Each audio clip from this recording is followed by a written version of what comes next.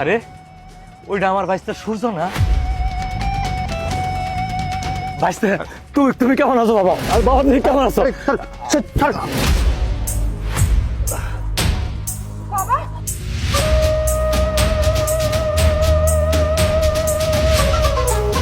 ওই মুচির বাচ্চা মুচি, তোর এত বড় সাহস, তোর নোংরা হাত দিতে আমার জামারি নোংরা করে দিলি? বাবা তুই কি কইলি?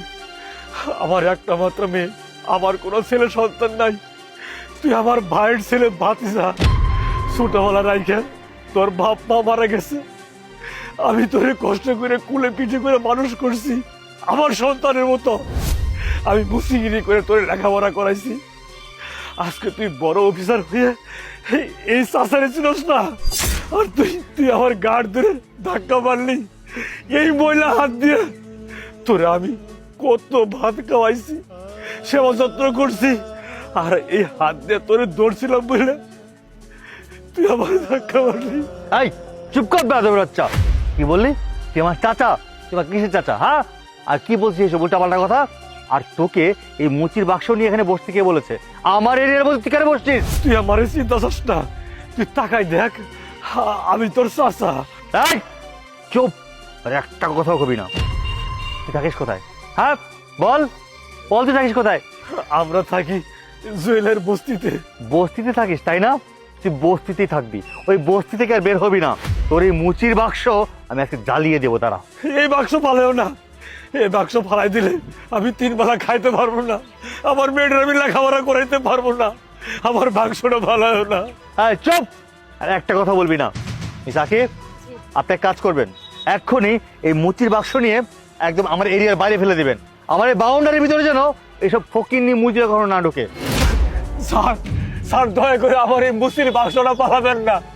দরকার বলে আমি এই এলাকার মধ্যে থাকবো না, আপনার সামনে আমি পড়বো না। পালাইতে যান, ফেলে যাইছেন।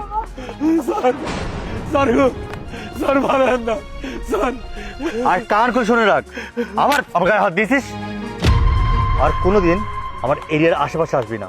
আর তুই তোর নোংরা হাতে আমার দামি ড্রেসে হাত দিয়েছিস না, তোর খবর আছে। চলুন।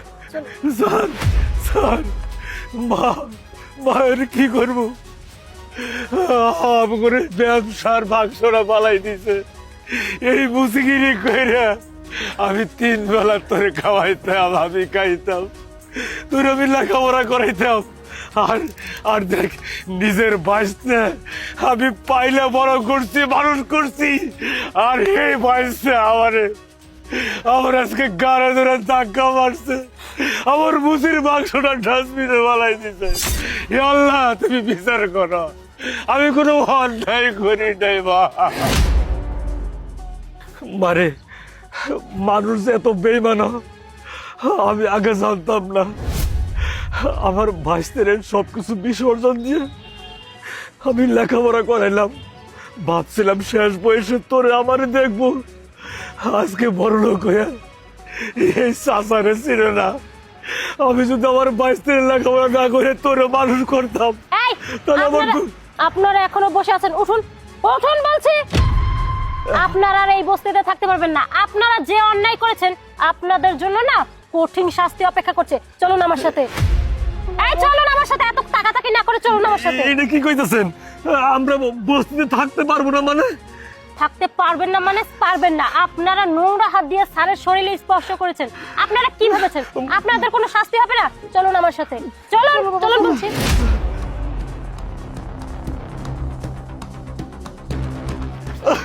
স্যার স্যার ক্ষমা করে দেন স্যার। স্যার আপনি আমার বাবারে ক্ষমা করে দেন স্যার। আপনি এত বড় ভুলের শাস্তি আপনি এমনি আমার বাবারে দিয়েন না স্যার। আপনি আমার বাবারে মাফ করে দেন স্যার, দিয়েন না। আমি আপনাকে কখনো ক্ষমা করবো না। কেন জানেন? কারণ আপনি ক্ষমার অযোগ্য। আমি যখন দেখলাম আপনি আমার অফিসের সামনে রাস্তায় বসে মুচিগিরি করছেন, আমার ভেতরটা ফেটে যাচ্ছিল। আমি মেনে নিতে পারছিলাম না যে লোকটাকে আমি বাবার মতো শ্রদ্ধা করি, সম্মান করি, সেই ছোটবেলায় আমার বাবা মারা গিয়েছে। যে লোকটা আমাকে কোলে পিঠে করে মানুষ করেছে, পড়াশোনা করে বড় করেছে। চাকরির পাশাপাশি একটা সময় আমি বিজনেস শুরু করি। দিনের পর দিন আমার অনেক উন্নতি হয়, অনেক টাকা পয়সা হয়, কিন্তু এই বুকের ভিতরটা একবারও বুঝাইতে পারি নাই, একবারও শান্তি পাই নাই। কেন জানেন? আপনাদের জন্য। আমার প্রিয় মানুষগুলো আমার কাছে ছিল না, আমার ভালোবাসার মানুষগুলো আমার কাছে ছিল না। আপনি আপনি তো আমার কাকা না, আমার চাচা না, আপনি আমার বাবা। আপনি কি করে পারলেন আমাকে ছেড়ে চলে যেতে? আমি আপনাদের কত খুঁজেছি, তাই সহ্য করতে না পেরে সকালে আপনাদের সাথে খুব খারাপ বিহেভ করেছি। আমাকে ক্ষমা করে দিয়ে মা দেখছস, তোরে কইছি না আমার ভাতিজা আমার বলতে পারে না, আমার ভাতিজা আমার ভুলে নাই। বাবা তুই তো আমার সন্তানের মতো, তোর যতই অপরাধ থাক আমি পুরো কষ্ট নিব না। চাচা, আপনার কাছে অনুরোধ, আজকের পর থেকে আপনি আপনার ছেলেকে ছেড়ে কোথাও যাবেন না। আপনি আপনার ছেলের কাছে থাকবেন, আমার কাছে থাকবেন। আমার বোন আমার কাছে থাকবে। আমার এই অট্টালিকা তা আপনাদের জন্য। আপনি কি জানেন আমি যা কিছু করেছি সব আপনার নামে করেছি, আমার নিজের নামে আমি কিচ্ছু করিনি চাচা।